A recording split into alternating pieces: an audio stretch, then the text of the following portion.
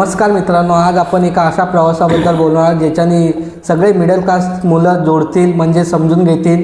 म्हणजे एका middle class परिवारातनं आलेला मुलगा कसा यशस्वी असतो. म्हणजे टॉपिक असा आहे की मिडल क्लासपासून तर यशस्वीपर्यंत प्रवास. तर आपल्यासोबत जुडलेले आहेत तुषार जाधव. यांचा आपण आज पूर्ण जर्नी ऐकून घेणार आहोत. तर सुरुवात करूया आपल्या पॉडकास्टची. चला तर मग आपल्यासोबत जुडले तुषार जाधव. नमस्कार मित्रांनो, माझं नाव तुषार बाळू जाधव. सर्वप्रथम जय हिंद. मी ठाण्यामध्ये राहतो आणि मला तुम्ही असं सुनील कांबळे यांनी यांच्या टीमने मला एवढं ऑपॉर्च्युनिटी दिली. या गोष्टीसाठी मी माझ्या मनापासून आभार धन्यवाद बोलतो. माझं बालपण आता असं तर खूप वेगळं गेले, म्हणजे इतरांपेक्षा वेगळंच गेले. म्हणजे माझे वडील तर 10 वर्षांना असताना मी ऑफ झाले. तर म्हणजे बाकीच्यांचा आणि माझ्या बालपणमध्ये भरपूर फरक आहे. मी जे दिवस बघितले ना लहानपणीचे, ते म्हणजे असं सगळ्यांनीच बघितलेलं असेल असं नाही आहे. म्हणजे असतं प्रत्येकाचं, पण माझं थोडं वेगळं होतं. माझ्या आईने भरपूर स्ट्रगल केलं लहानपणापासून, मला लहानाचा मोठा केला. प्रत्येक वेळी म्हणजे मी शाळेत पण TMच्या शाळेत शिकलो. माझं लहानपण, माझा जन्म इकडचाच आहे, ठाण्यातलाच आहे, प्रॉपर ठाण्यातला. आणि मग TMच्या शाळेतच शिकलो. आणि शाळेत म्हणजे आत्ताचे जरी आई वडील सोडायला वगैरे तर शाळेमध्ये वगैरे, तर आमच्या टायमाला असं नव्हतं. आम्ही स्वतःच शाळेतून निघून म्हणजे शाळेसाठी निघायचो, घरी परत यायचो. म्हणजे आई वडिलांना एवढं वेळच नव्हता की ते असे घ्यायला किंवा सोडायला येतील. ते एकदा म्हणजे असे सकाळी कामासाठी निघून जायचे, तर ते डायरेक्ट रात्री घरी यायचे. मग त्यांना तेवढा वेळ नव्हता. मग आम्ही स्वतःच जायचो, शाळेत जायचो, शाळेतून यायचो. आणि म्हणजे 1ली ते 7वी माझं TMच्या शाळेत झालं. 8वी ते 10वी सुद्धा TMच्या शाळेतच झालं माझं. आणि म्हणजे 10वीमध्ये मी सर्वप्रथम फेल झालो.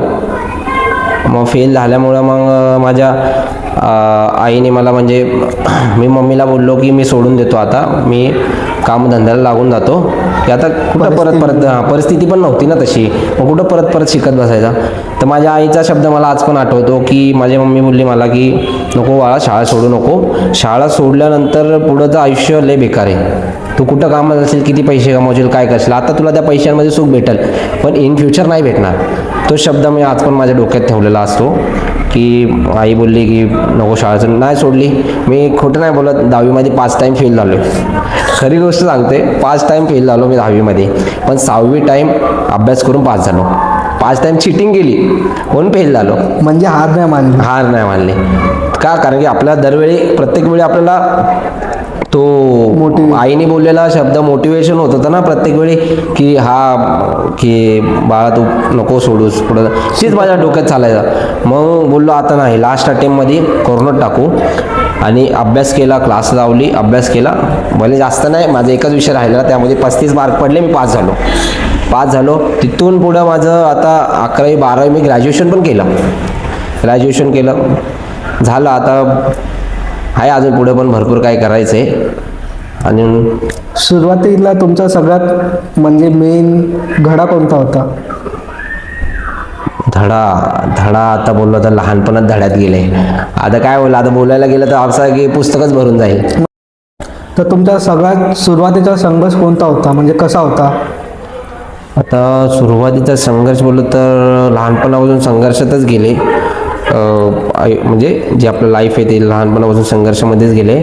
तर सुरुवातीचा संघर्ष बोललं तर म्हणजे तो 10वी नंतरच सुरू झाला. जसं 10वीला फेल झालो तर ते चालूच राहिला. त्यामुळं तेव्हापासून सुरू झाला. मग त्यानंतर काय, मग एकदा पास झालो, मग 12वी काढली. 12वी नंतर मग ग्रॅज्युएशन केलं. त्यानंतर मग जेव्हा आपलं पोलीस भरतीमध्ये आलो, पोलीस भरती म्हणजे संघर्षच आहे. पोलीस भरतीमध्ये आलं, तिथून संघर्ष चालू झाला. त्याच्या आधी म्हणजे जीवनामध्ये काम वगैरे त्याच्यामध्ये काम वगैरे म्हणजे आता काम तर मी म्हणजे काम वगैरे ते पण तेच सगळं तुम्हाला आता सांगतोय. काम म्हणजे आता तेच पोलीस भरती करता मी भरपूर कामं वगैरे केलेत. काम आता मी आता खोटं नाही बोलत, आपला नाले साफ करायचे काम केले, नाले साफ केले. परत मी 2 वर्ष तरी आपले एक डम्पिंग ग्राउंड आहे ना ठाण्यामध्ये, तिथं 2 वर्ष मी काम केलं. म्हणजे भंगार उचलायचं, म्हणजे ते भंगार वगैरेच्या गोण्या वगैरे असतात ना, ते उचलायचा पाण्यामध्ये, घाण अतिशय वाईट. म्हणजे ते नॉर्मल व्यक्ती असं म्हणजे आता करू नाही शकत, पण आपली काय परिस्थिती तशी होती म्हणून आपल्याला करावं लागलं. परिस्थितीमुळं करावं त्या लागलं. परिस्थितीमुळं काय करावंच लागतं त्या सगळ्या गोष्टी. मग त्या काम करता करता मी भरती केली. म्हणजे तिथून यायचो, कामावरून येता येता म्हणजे संध्याकाळी 7:30-8 वाजता तिथून यायचं, घरी जाऊन दोन मिनटं बसून पण नाही लगेच ग्राउंडला निघून जायचो. तोच आपला म्हणजे आयुष्याचा संघर्ष असेल, म्हणजे तसा संघर्षाचा काळ तोच आहे. मग तिथून पुढं आता त्यावेळी तुम्हाला मोटिवेट कोण करत होतं, म्हणजे तू करत राहा मी आहे तसं? मोटिवेट मी तुम्हाला परत सांगतो, माझ्या आयुष्यामध्ये एकच मोटिवेशन व्यक्ती होती, ती म्हणजे माझी आई. आईशिवाय मोटिवेशन म्हणजे आपलं कुठून त्यांनी साथ नाही सोडली. हां, तिने साथ नाही सोडली. आई आणि आता आहे म्हणजे माझे लग्न झाले ती माझी वाईफ. या म्हणजे 2 व्यक्तींनी म्हणजे माझ्या आयुष्यामध्ये मला नेहमी मोटिवेटच करत आलेत. आईने लहानपणापासून मोटिवेट केलं मला प्रत्येक गोष्टीमध्ये. तुम्हाला आईला पण माझ्यामध्ये काहीतरी दिसत होतं ना, माझी मेहनत दिसत होती, कुठेतरी माझा पण आळशीपणा होत होता मध्ये मध्ये, पण दिसत होतं की हा पोरगा संघर्ष करतोय, म्हणून आई नेहमी मला मोटिवेशन करत राहायची. मी पोलीस भरतीमध्ये पण म्हणजे असं ग्राउंडला कधी सिलेक्ट नाही झालो, कधी लेखीला नाही झालो, माझ्या आईच्या तोंडातून एकच शब्द असायचा की जाऊ दे, काय नव्हतं, नेक्स्ट टाइम फॉर्मवर. बस तेच मोटिवेशन असतं ना. अजून दुसरं काय मोटिवेशन पाहिजे आयुष्यामध्ये, की आपलं आई आपल्या समोरून बोलली तर मोटिवेशन. हां, मग वाटेशी तोच मोटिवेशन असतो, अजून काय. जसं की तुम्ही सांगितलं तुम्ही कचरा वेचायचे, नाले साफ करायचे, तर मेन मुद्दा येतो की मिडल क्लास मुलाचा पैसा. तर पैशामुळे तुम्ही तुमचं स्वप्न एक असतं एका मिडल क्लासाचं, तर त्याच्यामुळं पैशाच्या अडचणीमुळे ते तुम्ही त्याग केलं. हो, असं तर म्हणजे आहेच. म्हणजे प्रत्येक मिडल क्लास मुलाचं स्वप्न असतंच काय ना काही पुढं जाऊन काय ना काही करायचं आहे म्हणून, पण पैशाचा अडथळा येतोच मध्ये.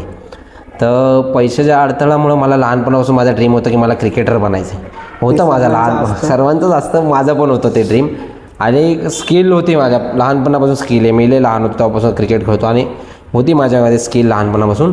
तर मी खेळायचो पण माझा भाऊ आहे मोठा, त्याचं नाव रुपेश जाधव आहे, तो पण बोलला मला की हा तू खेळतो चांगला, तर म्हणजे लाव म्हणून. लहानपणी एकदा बोलला होता, पण काय आपलं बोलूनच होत नाही ना सगळ्या गोष्टी, असा विषय असतो. हा, पैसे मेन आहेत ना, असा विषय. मग तो बोलला मला की असं, मग मी पण बोललो होतो हा करूया म्हणून. पण नंतर जेव्हा कळालं, असं इन्फॉर्मेशन काढली, असं लागतं, मग दादाला सांगितलं असं आहे. मग हळूहळू कळायला लागलं ना, वर्षाचे लाख रुपये आपण कुठून आणणार. आपण मिडल क्लास पण नाही बोलू शकतो, मिडल क्लासचे पण खालचं आहे आपलं खरं बोललं तर. मिडल क्लास लोकांना तरी स्वतःचं घर वगैरे असतं, माझं तर स्वतःचं घर पण नाही. रिअल फॅक्ट सांगतो, माझं तर भाड्याचंच घर आहे. मग ते लहानपणाचं ते स्वप्न म्हणजे पैशाच्या कारणामुळं ते एक स्वप्न होतं क्रिकेटर बनायचं, ते सोडावं लागलं. आणि जेव्हापासून पोलीस भरतीच्या नादात आलो आहे, ते नादच आहे म्हणा एक, तो पोलीस भरतीचा तो नाद खुळा आहे, त्या नादात आलो आहे तेव्हापासून तर भरपूर असे स्वप्न असतील ते मी असे अर्धवट सोडले किंवा सोडून दिले, त्याग केले.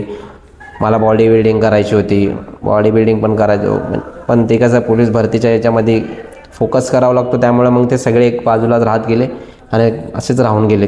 मला सांगितलं तुम्ही 10वी 5 वेळा फेल झाले, म्हणजे संघर्ष केले. त्या काळामध्ये तुम्ही स्वतःला मोटिवेट कसं ठेवलं? मोटिवेट बोललं तर आता आपल्याला माहिती आहे आपल्याला पुढं काय करायचं आहे, तर मग तेच आपलं मोटिवेशन असतं की आपण म्हणजे मोटिवेशन काय. खरं मोटिवेशन बोललं तर सोशल मीडिया वगैरेवर दाखवतात सगळ्या गोष्टी, ते काहीच नसतं. ते टेम्पररी एक तर 10 सेकंड 20 सेकंड 30 सेकंड हे जास्तीत जास्त ते 5-10 मिनटं एवढंच ते मोटिवेशन असतं. परत 5-10 मिनटानंतर सगळं विसरून जायला होतं. खरं मोटिवेशन ते आपलं आयुष्य असतं, जे आपल्या आयुष्यात घडतंय ना, म्हणजे लोक आपल्याला टोमणे मारतात त्यावेळेला. जे आपलं जसं 10वी 5 वेळा तसं लोकांनी भरपूर टोमणे, एवढे टोमणे मारलेला. टोमणे तर काय म्हणलं, माझे मित्र जे असे 2-4 एवढे चिडवायचे ना मला, तर ते मनापासून आहे. जे लोक असतात ते मनापासून ना बोलतातच भरपूर. आणि मग तेच एक मोटिवेशन असतं की जे आपला टोमणे खाऊन आपण जे म्हणजे हे होतं ना की नाही आपल्याला आता करायचंच आहे. आणि जे आपण घरातली परिस्थिती बघतो ना, घरातली परिस्थिती आपलं सकाळपासून संध्याकाळपर्यंत आपलं राहणं वगैरे असतं ना, आपलं घरचे काय स्ट्रगल करतात काय नाही, तेच खरं बोललं तर आपलं मोटिवेशन असतं. बाकी मोटिवेशन असं काहीच नसतं. सोशल मीडिया वगैरे असं XYZ ज्या गोष्टी, ते काहीच नसतं. खरं मोटिवेशन आपलं घरातलं असतं. तेच मोटिवेशन माझ्या पण घरात होतं आणि त्या मोटिवेशनला मी लहानपणापासून बघत आलो. त्यामुळं मग मी पुढं मला चालण्यासाठी मला तेच मोटिवेशन म्हणून मी पाठी सुरू केलं. आणि फेल झाल्यानंतर पण परत ट्राय करत राहिलो. शेवटी पास तर होऊन तुमच्या निघालो. लाईफमधला टर्निंग पॉईंट कोणता होता, म्हणजे त्याच्यामुळे तुमची लाईफ चेंज झाली? तर टर्निंग पॉईंट बोललं तर आता ज्याच्याने लाईफ बदलली तुमची, तो एक पॉईंट तुम्हाला जसं लाईफमध्ये असतो सगळ्यांचा. सगळ्यांच्या लाईफमध्ये म्हणजे आता आता आपल्या मनाला म्हणजे माझ्या मनाला पाहिजे तशी तेवढी तर माझी लाईफ अजून बदलली नाही, पण तरी बदलली आहे म्हणजे अशी भरपूर थोडीशी पहिल्यापेक्षा change. चेंज झालेले आहे. असं म्हणजे पहिला वेगळे होते, आता थोडे वेगळे. तर माझा म्हणजे एक इन्सिडेंट झाला होता मध्ये माझा, म्हणजे माझ्या आईची डेथ झाली होती मध्ये माझी. तर तो माझ्या लाईफचा एकदम वेगळा टर्निंग पॉईंट झाला. म्हणजे अनएक्सपेक्टेड होतं माझ्या लाईफमध्ये असं काहीतरी होईल. मी कधी एक्सेप्टच नव्हतं केलं. जाम बेकार झालं होतं ते. अचानक एक दिवशी कोणाचा तरी फोन येतो तिकडून की म्हणजे माझी आई पण असं कचऱ्यामध्येच काम करायची.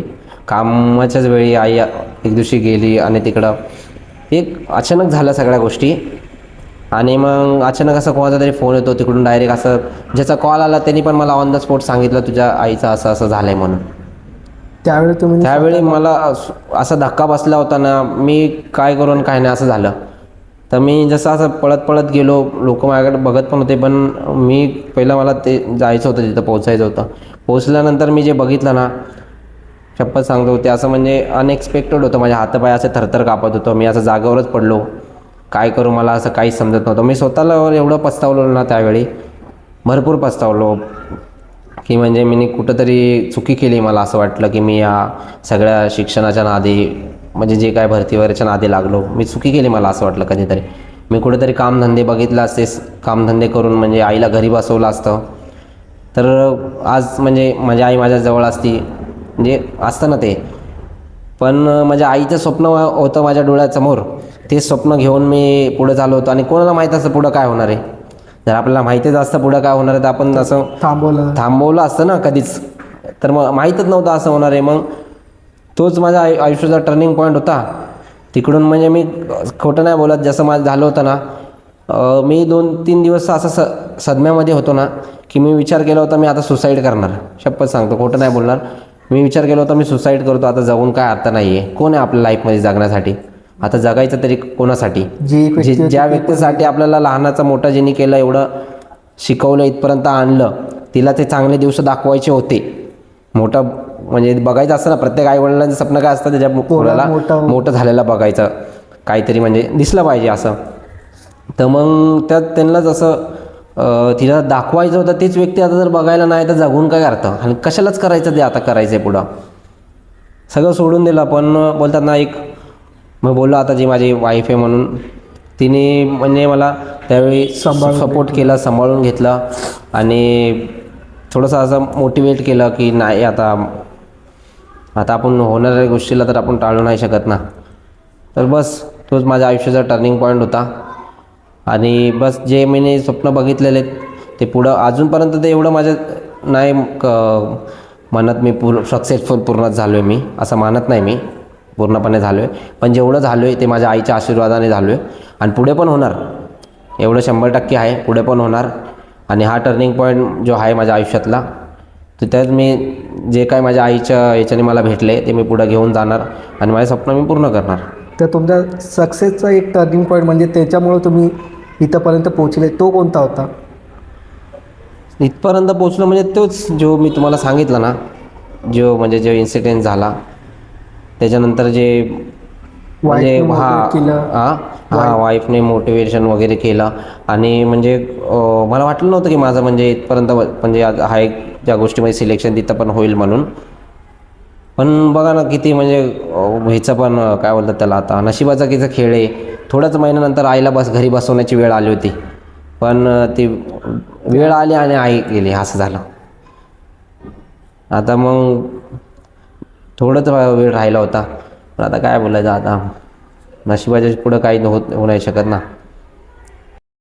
तर तुमच्या जीवनातला पहिला यश मिळाला तेव्हा तुमची फिलिंग कशी होती? म्हणजे कधी मिळालं मला पहिलं यश? आणि म्हणजे पहिलं यश म्हणलं तर असं तर लेटच मिळालं भरपूर, कारण की मी त्यात माझं स्ट्रगलच तसं होतं. आणि स्ट्रगल म्हणा किंवा टाईमपास म्हणा, काही म्हणा, थोडं टाईमपास पण केला. आता ते प्रत्येकाच्या वयानुसार 17, 18, 19, 20 वयात नुसतं ते आपलं माहिती आहे ना कशात जातं आपलं. लफडेबाजीमध्ये तसं सगळ्या गोष्टीत जातं. तर त्या सगळ्यामध्ये गेल्यानंतर मग यश मिळवायला थोडासा उशीर झाला. म्हणजे प्रॉपर यश असं नाही बोलू शकत, पण थोडंफार का असं ना भेटलं. ते आपलं जेव्हा म्हणजे गेल्याच वर्षी 2024ची गोष्ट असेल. 2024च्या वेळी म्हणजे आम्ही ते होमगार्डचं ग्राउंड देऊन आलो होतो. त्यानंतर मग असं वाटलं नव्हतं त्यात पण सिलेक्ट होईल म्हणून. थोडंसं भीती होती, कारण की भरपूर म्हणजे असं तर प्रत्येक जॉबसाठी कॉम्पिटिशन आहे, सगळेच कॉम्पिटिशन आहे. मग वाटलं होतं थोडंसं तिकडं पण स्ट्रगल म्हणे नाही होणार म्हणून, पण झाल्यानंतर मग मला स्वतःला नव्हतं माहिती, मी नव्हतं चेक केला. आपलं माझा मित्र आहे एक रोहन म्हणून, त्याने मला फोन करून सांगितलं की असं असं झालं, तुझ्या इथं सिलेक्शन झालं आहे. तर मग मी घरीच होतो. मग त्याने मला अभ्यासच करत होतो आम्ही घरी. तेव्हा माझा मुंबईचा पेपर पण होता. तर मी घरी पोलीस भरतीमध्ये मुंबई शहराचा पेपर होता माझा.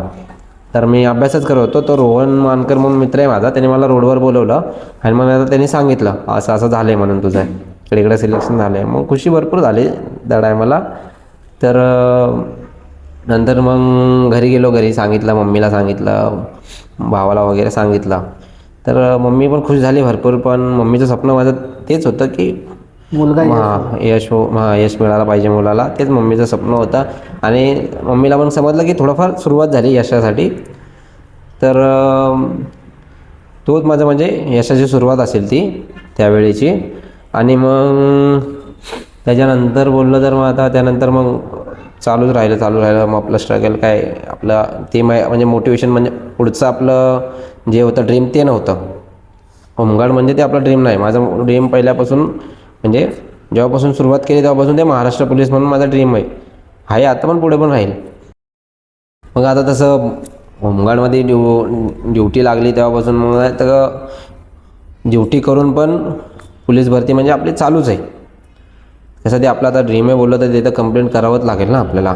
मग ते ड्युटी करून यायचे, नाईट ड्युटी करायची, मग नंतर परत ग्राउंड करा, लेखी करा, सगळ्या गोष्टी बघता येतात, बघावं लागतात म्हणजे सगळ्या जसं की तुम्ही सांगितलं, तुम्ही होमगार्ड करत करत परत पोलीसची भरतीची प्रॅक्टिस ते तुम्ही मॅनेज कसं केलं तुमच्या लाईफमध्ये? म्हणजे तुम्ही सांगितलं आता नाईट ड्युटी केली, त्याच्यामधून तुम्हाला टाईम कसा भेटायचा, अजून तुम्ही ते पोलीस भरतीसाठी तुमचं मॅनेज कसं करायचे? हां, आता म्हणजे आता प्रत्येकाचं, मीच नाही, आता प्रत्येक होमगार्डमध्ये ड्युटी करणारे आहेत ते नाईट ड्युटी वगैरे करून कोण डेला जातं, कोण नाईट, पण जास्त तर नाईटच असतात. म्हणजे कसं दिवसा प्रॅक्टिस वगैरे अभ्यास वगैरे करता येईल. पण नाईट ड्युटी करून अभ्यास आणि या सगळ्या गोष्टी बघणं बोललं तर सोपं नाही आहे. नाईट ड्युटी करून या, परत सकाळी तसंच ग्राउंडला जा, ग्राउंड नंतर अभ्यास करा, अवघड आहे तसं म्हणजे करायला, पण केलं मॅनेज. म्हणजे आता जे होमगार्ड करत करत ज्यांना पोलिसांची भरतीचं हे करायला त्यांच्यासाठी तुमचं हे काय असणार? आता म्हणजे जे होमगार्ड करतायत त्यांना आता सगळ्या गोष्टी माहितीच आहे, काय आणि होमगार्डची म्हणजे सध्याची परिस्थिती काय आणि काय नाही, पुढची पण माहितीच आहे. मग त्यांना काय, आता सगळ्यांना एकच गोष्ट सांगेल, मी पण तेच करतो, सगळ्यांना तेच सांगेल की म्हणजे ह्या होमगार्डच्या नादी लागून, म्हणजे होमगार्डमध्ये ड्युटी करण्याच्या नादी लागून पोलीस भरतीचं भरपूर लोकांचं सुटून जातं का, पैशाच्या चक्कर. पैशाचं हे भेटतं ना, लालच भेटतं किंवा काय, त्या पैशाच्या नादात लागून आणि थोडाफार फेम भेटतो, सगळे कोण साहेब कोण सर असे सगळे बोलतात. मग सगळ्यांना वाटतं की हां आपण पोलीसच झालो, आता आपण असं आहे तसं नाही, पण तसं नाही आहे. पोलीस वेगळं, होमगार्ड वेगळे, म्हणजे डिफरंट आहे का होमगार्ड अजून पोलीसमध्ये? हां, डिफरंट आहे. त्याचं अंतर काय? म्हणजे आता अंतर बोललं तर भरपूर अंतर आहे. पोलीस बोललं तर आपल्याला फिजिकल द्यावं लागते, रिटर्न द्यावं लागते, मेडिकल द्यावं लागतं, डॉक्युमेंट द्यावं लागतं. हे 4 स्टेप पार केल्यानंतर आपण पोलीस बनतो. तिथं पण भरपूर लोक हे होतात, म्हणजे सिलेक्ट होत नाही. कोण कधी 1 मार्कानं राहतं, तर कोण कधी डॉक्युमेंटमध्ये उठतं, कोण कधी स्पेलिंगमध्ये, भरपूर अशा गोष्टी. तेव्हा जाऊन पोलीसमध्ये सिलेक्ट होतं आणि तेव्हा ती गव्हर्नमेंट नोकरी आहे ना. आणि होमगार्ड म्हणजे एक निष्काम सेवा आहे म्हणजे ती, असं म्हणजे नोकरी म्हणून आपण बोलू नाही शकत तिला. ती करता करता आपण आपलं जे आपली भरती असेल, तर कोण जॉब वगैरे काय करतं, कोणाचा बिझनेस असतं, ती करण्यासाठीच येते. त्याच्यावर पूर्णपणे असं अवलंबून नाही राहू शकत आपण. तर तुम्ही होमगार्ड करता करता तुम्ही कोणता बिझनेस ट्राय केला की म्हणजे त्याच्याने लाईफ चालत राहणार? हां, म्हणजे बिझनेस तर आता मी म्हणजे होमगार्डमध्ये सिलेक्ट म्हणजे झाल्यापासून म्हणजे बिझनेस पण आहे म्हणजे माझा असा एक ट्रान्सपोर्टचा बिझनेस आहे. म्हणजे आताच गाडी घेतली, आपल्या आईच्या आशीर्वादानेच घेतलेली गाडी आहे. ती आपण लावली आता राजश्री ट्रान्सपोर्ट म्हणून गाडी आहे. आणि एक माझं इस्त्रीचं शॉप आहे. म्हणजे असं म्हणजे ती कसं आता तिथं कंटिन्यू ड्युटी नसते तर आपल्याला सगळ्या गोष्टी बघाव्या लागतात ना. इस्त्रीचं शॉप पण टाकलं मी. मग आता तेच ड्युटी करता करता भरती करता करता काम, या सगळ्या गोष्टी दिवसभरात म्हणजे मॅनेज कराव्या लागतात. मग तेच करता करता मग आपलं मुंबईच्या मी ग्राउंड दिल्यानंतर पेपर ते म्हणजे ग्राउंडमध्ये सिलेक्ट झालो पेपरसाठी. पेपरमध्ये पण म्हणजे कमी मार्क पडले, म्हणजे भरपूर कमी मार्क पडले म्हणजे असं बोललं तर. पण ठीक आहे, बऱ्यापैकी होते म्हणजे मार्क मला. आणि त्या टेन्शनमध्ये पण मी म्हणजे असं म्हणजे जसा पेपर येत होता तसं रात्रभर झोप नाही लागायची. हप्ताभर असं झोपलो नाही म्हणजे की आता पेपर आहे का होईल काय नाही. कारण की चीटिंग करणं आणि मेहनत करणं ह्याच्यामध्ये फरक आहे ना. चीटिंग करणार आपण बिंदास जातो, काय चीटिंग करायची, पण त्याने रिझल्ट येत नाही ना. आणि पोलीस भरतीला म्हणजे त्या मुळीच चालत नाही त्या सगळ्या गोष्टी. चीटिंग म्हणजे तिथं हाईत नाही, विषय नाही, मेहनतच करावी लागते.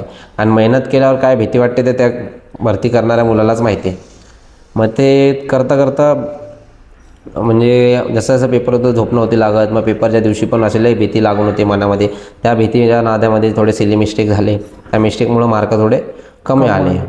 मग तरी आईच्या आशीर्वादाने, देवाच्या आशीर्वादाने ते म्हणजे माझे एक MSFची लिस्ट आली. त्या MSFच्या लिस्टमध्ये माझं नाव आलं. म्हणजे आता तुम्ही MSFमध्ये आहात? हां, MSFमध्ये म्हणजे असं झालं, म्हणजे जॉईनिंग अजून झालं नाही, ट्रेनिंग वगैरे बाकी, म्हणजे सिलेक्ट झालं त्यामध्ये. तर तुम्ही सांगितलं तुम्ही होमगार्डमध्ये होते तर 2024. मग MSFची तयारी कशी केली? त्याची काही वेगळी तयारी नाही, म्हणजे पोलीस भरतीचीच असते. जे म्हणजे असं वेटिंगला राहतात ना प्रत्येक जिल्ह्यामध्ये, जास्त करून मुंबई सिटीमध्ये घेतले जातात. तर ते असं वेटिंगवर राहिलेल्यांना घेतात त्यामध्ये. तो म्हणजे थोडे मार्काने असे वेटिंगला राहतात ना, मग त्यांच्यासाठी ती ऑपॉर्च्युनिटी असते की ते करता पण अजून 2 पैसे भेटले किंवा थोडंसं आपलं फायनान्शियली सपोर्ट भेटतो. आता प्रत्येकाची घरची परिस्थिती सारखी नसते ना, की पोलीस भरतीत करत राहिला घरातले बाकीचे बघून घेतील, अशी प्रत्येकाच्या घरातली परिस्थिती नसते. तर सगळ्यांच्या घराची परिस्थिती वेगळी असते. मेन तर मिडल क्लासचे नसतेच. मग आता भरती करता जॉब काय ना काय लागतंच. एक वेळ असतो की असते थोडीफार अशी परिस्थिती. माझ्या पण लाईफमध्ये होती की मी नुसती पोलीस भरतीच करत होतो. पण नंतर आपल्याला मग हळूहळू लाईफ चेंज होत राहते ना, मग कळतं आहे. मग त्यामुळं मग आज आता MSFमध्ये पण माझं सिलेक्शन झालं. मग मी आता डॉक्युमेंट वगैरे झालेत, तर जॉईनिंग असेल पुढच्या महिन्यात. ट्रेनिंगला जायचं आहे.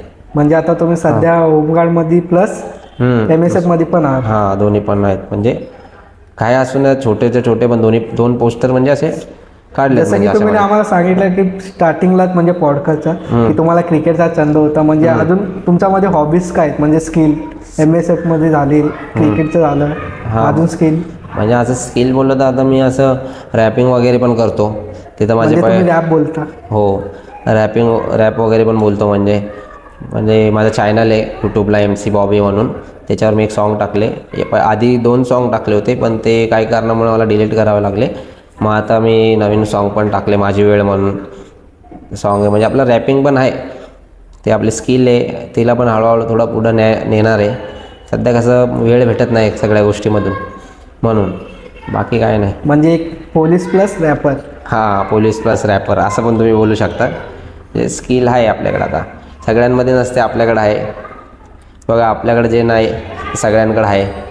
तर माझा शेवटचा प्रश्न असा होता का एवढं कठीण परिस्थितीमधून तुम्ही पाठी वळून बघितलं, तुमचं त्याच्यामधून का शिकायला भेटलं? आता शिकायला भेटलं म्हणजे आता पाठी वळून जे बघितलं की मला वेळेला महत्त्व द्यावं लागतं.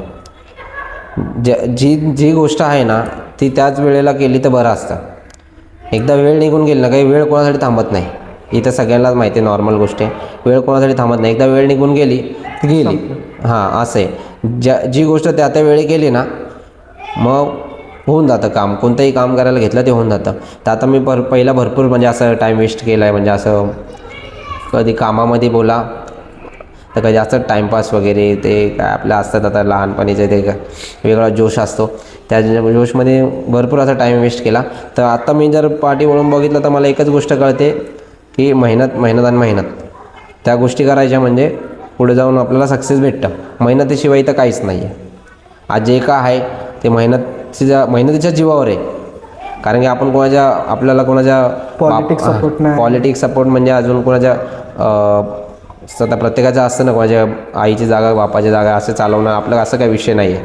आपल्याला आईने आपल्यासाठी भरपूर केलं आणि ते जाऊन त्यात आपली त्या मेहनतीच्या जीवावर जे काही मिळवलं आहे ते मेहनतीच्या जीवावर मिळवले. बस त्या एका गोष्टीचा आपल्याला स्वतःवर प्राऊड वाटतो. अजून पुढे पण भरपूर काय मिळवायचं आहे. अजून आपण इतक्यात काय थांबलेलं नाही. पुढे पण भरपूर काय मिळवायचं आहे. पण आत्तापर्यंत जे काही मिळवलं ते मेहनतीच्या जीवावर मिळवले. अजून करू पुढं, आहे अजून पुढं आयुष्य पडलं आहे पुढं. तर तुमचा समय दिल्याबद्दल धन्यवाद एकदा मनापासून. थँक्यू सो तर मच. मित्रांनो, तुम्ही बघू शकता एका मिडल क्लासमधून आलेल्या मुलाशी कसं स्ट्रगल होतं लाईफमध्ये. ते सगळे एक म्हणजे मला एक शेवटचा प्रश्न असा होता की प्रत्येक मिडल क्लास मुलासाठी तुमचा एक हे संदेश काय असणार? आता संदेश म्हणजे तेच प्रत्येकाने म्हणजे असं आता बाकीचा टाईमपास करण्यापेक्षा आपलं घरी काय चालू आहे, आपली घरची काय सिच्युएशन आहे ते बघून आपण प्रत्येक गोष्टी केली पाहिजे. म्हणजे एक असतात जे मिडल क्लासमधून येतात तरी त्यांना कधी कधी अपयश भेटतो, त्याच्याबद्दल त्यांना मोटिवेशनमधून एक काय बोलणार? अपयश तर आता अपयश सगळ्यांच्याच लाईफमध्ये येतो. तर अपयश मिळाला म्हणून हार न मानता परत 0 टू स्टार्ट कसं करतो, 0 टू हिरो रिस्टार्ट कसं करतो आपण ह्याच्यावर डिपेंड करतो. अपयश तर सगळ्यांना भेटतं, आपल्याला पण भेटतं, सगळ्यांनाच भेटतं. मग त्या अपयशापासून कसं वरती येता येईल हे फक्त डोक्यामध्ये ठेवायचं. आणि ते कधी डोक्यामध्ये राहणार, जेव्हा आपण आपल्या घरातली परिस्थिती बघतो तेव्हा. घरातली परिस्थिती आपली काय चालू आहे, कसं चालू आहे, त्या गोष्टी जेव्हा डोळ्यासमोर राहणार ना, तर माणूस स्वतःहून करायला लागतो. त्याच्यात काय नवीन नाही आहे. परिस्थितीनुसार करावं लागतं. आणि फक्त वाईट परिस्थिती समोरमध्ये हात नाही टेकवायचे, हार नाही मानायची, बस. अजून काय पाहिजे? बस असंच माणूस पुढे जातो हळूहळू. अजून काय नवीन नाही त्यात. तर तुम्हाला तुषार जाधव यांची स्ट्रगल लाईफ आवडली असेल हीच आशा आहे. तर पुन्हा भेटूया. धन्यवाद.